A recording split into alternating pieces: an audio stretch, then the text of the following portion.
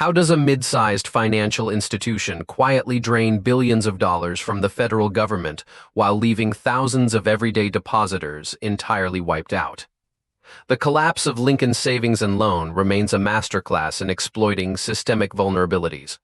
This was not a sudden accident of volatile markets, but a deliberate, calculated strategy orchestrated by a man named Charles Keating.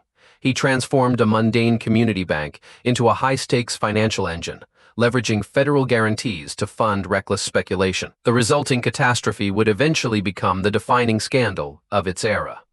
To understand this failure, one must first look at the traditional banking model that preceded it. For decades, savings and loan associations operated under a strictly regulated, highly predictable framework. They took in local deposits at low interest rates and lent that money out as long-term residential mortgages. This system worked flawlessly until the rampant inflation of the 1970s. Suddenly, these institutions were locked into fixed-rate mortgages yielding minimal returns while being forced to pay double-digit interest rates to retain their depositors. The entire industry was quietly bleeding to death. The federal government responded not with a bailout, but with sweeping deregulation.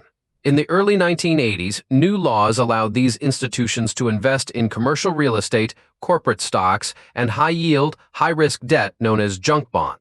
The fundamental rules of banking regulation shifted overnight. Savings and loans were no longer restricted to the safe, predictable business of home mortgages. They were handed the keys to the broader financial markets, but with a crucial, dangerous caveat attached to their new freedom. That caveat was federal deposit insurance. The government still guaranteed the deposits up to $100,000 per account, meaning depositors had no incentive to monitor how the bank invested their money. This created a classic moral hazard. Bank owners could gamble with federally backed funds, keeping the profits if their risky bets succeeded, while shifting the losses to the taxpayers if those bets failed. It was an asymmetric risk profile that practically begged to be exploited by aggressive corporate operators. Charles Keating recognized this structural flaw immediately when his real estate company, American Continental Corporation, purchased Lincoln Savings and Loan in 1984. He did not want to run a community bank. He wanted a limitless pool of federally insured capital to fund his sprawling real estate empire. Upon taking control, he fired the traditional loan officers and pivoted the institution entirely away from residential mortgages. Lincoln became a captive funding mechanism for its parent company, aggressively funneling insured deposits into highly speculative ventures. The scale of this transformation was staggering. Within just a few years, Lincoln grew its assets from roughly $1 billion to over $5 billion. This rapid expansion was not driven by careful lending, but by pouring money into raw land in the Arizona desert, massive resort developments, and volatile corporate debt. The bank was making bets that no traditional lender would ever approve. Yet on paper, Lincoln appeared to be one of the most profitable financial institutions in the country. Those profits, however, were largely an illusion manufactured through complex accounting maneuvers. Lincoln engaged in a practice known as land flipping, where properties were repeatedly sold back and forth among a network of affiliated buyers at increasingly inflated prices. These transactions generated massive paper profits, allowing Lincoln to upstream millions of dollars in cash dividends to Keating and his parent company. The bank was essentially eating itself from the inside, masking its deteriorating financial health behind a facade of rapid growth and aggressive accounting. To sustain this illusion and continue feeding the real estate machine, Lincoln required a constant influx of new cash. Federal deposit insurance had limits, so the institution devised a new method to extract capital from the public. They began issuing heavily subordinated corporate debentures, which were essentially unsecured, uninsured loans from retail investors to the parent company. These bonds carried high interest rates, but were backed by nothing more than the increasingly fragile promises of American Continental Corporation. The execution of this funding strategy relied on deliberate deception at the retail level. Lincoln instructed its bank tellers to aggressively market these uninsured debentures to ordinary customers who walked into the lobby looking to renew their safe certificates of deposit. Elderly depositors were targeted specifically. They were led to believe that because these bonds were sold inside a federally insured bank, the investments themselves were guaranteed by the United States government. Thousands of people unknowingly traded their life savings for worthless paper. Eventually, the sheer volume of high-risk assets caught the attention of federal examiners. Regulators from the Federal Home Loan Bank Board in San Francisco began a deep dive into Lincoln's books. They discovered the phantom profits, the dangerous concentration of junk bonds, and the blatant disregard for basic lending standards. The examiners recommended that the government seize the institution immediately to stop the bleeding and protect the federal insurance fund. This is when the narrative shifted from a financial fraud into a political crisis. Charles Keating understood that legal arguments alone would not save his empire, so he turned to a more powerful tool. He engaged in a textbook example of regulatory capture using immense financial resources to buy political influence. Keating hired dozens of prominent lawyers and accounting firms to bombard the regulators with lawsuits and aggressive audits, effectively paralyzing the oversight process. But his most audacious move was directly lobbying the highest levels of the United States government to intervene on his behalf. Over several years, Keating had directed massive campaign contributions to a select group of powerful politicians. 5 specific lawmakers, who would later become infamous as the Keating Five, received over $1 million in combined political donations from Keating and his associates. This financial support was not an ideological alignment, but a transactional investment. When the regulators closed in on Lincoln, Keating called in his markers, demanding that these elected officials use their authority to halt the investigation. The climax of this political maneuvering occurred in April 1987. 4 of the senators summoned the top federal banking regulators to a private meeting on Capitol Hill.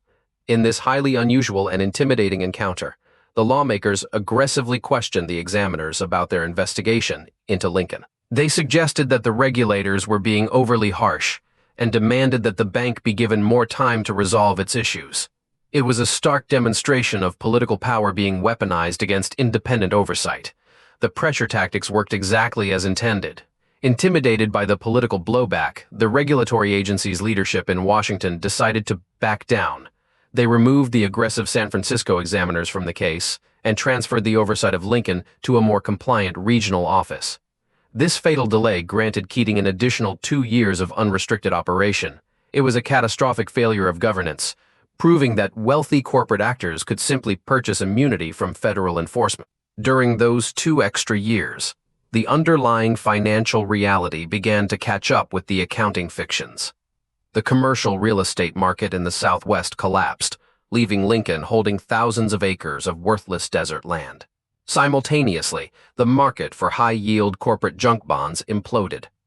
The assets backing Lincoln's massive balance sheet were evaporating rapidly. With no way to generate new phantom profits, the institution finally ran out of cash to sustain its operations. In April 1989, the inevitable occurred. American Continental Corporation filed for bankruptcy, and the federal government officially seized Lincoln Savings and Loan. The true scale of the devastation was finally exposed to the public. The bank was completely hollowed out, carrying billions of dollars in toxic assets that could never be recovered. The delay orchestrated by political interference had magnified the financial damage exponentially, turning a manageable regulatory problem into an economic disaster. The human cost of this collapse was immediate and devastating. Over 23,000 retail investors, many of them retirees living on fixed incomes, discovered that their subordinated debentures were completely worthless. Because these specific bonds were not federally insured, the investors lost an estimated $285 million. Their life savings had been sacrificed to prop up a failing real estate empire, and the government safety net they thought they had purchased simply did not exist. Meanwhile, the broader financial burden fell squarely on the American public. Because Lincoln's traditional deposits were backed by the government, federal authorities had to step in and make those account holders whole.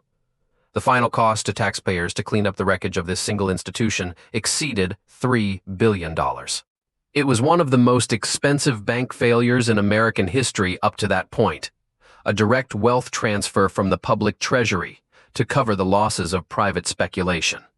This disaster thoroughly examines the intersection of political influence and banking regulation. It reveals how the 1980s financial crisis was not merely a result of bad economic weather, but a systemic failure of incentives. When laws were changed to allow high-risk gambling with federally insured money, The market responded exactly as the incentives dictated. The crisis was a rational, albeit destructive, response to a poorly designed regulatory framework that privatized profits while socializing immense losses. Furthermore, the scandal highlighted the extreme dangers of regulatory capture. When a regulated entity becomes wealthy enough to dictate the terms of its own oversight, the entire concept of consumer protection collapses. The lawmakers who intervened on behalf of a wealthy donor compromised the integrity of the financial system. They demonstrated how easily the mechanisms of government oversight could be short-circuited by those with enough capital to buy access to the rooms where decisions are made. The legacy of Charles Keating and his bank is a permanent warning about the fragility of institutional safeguards. It proves that financial fraud rarely occurs in a vacuum. It requires a permissive environment, a misaligned incentive structure, and a political apparatus willing to look the other way for a price. The mechanisms used to extract wealth from the public may evolve over time, but the underlying psychology of unchecked corporate ambition remains remarkably consistent. Because understanding why it happened is the best way to recognize it happening again.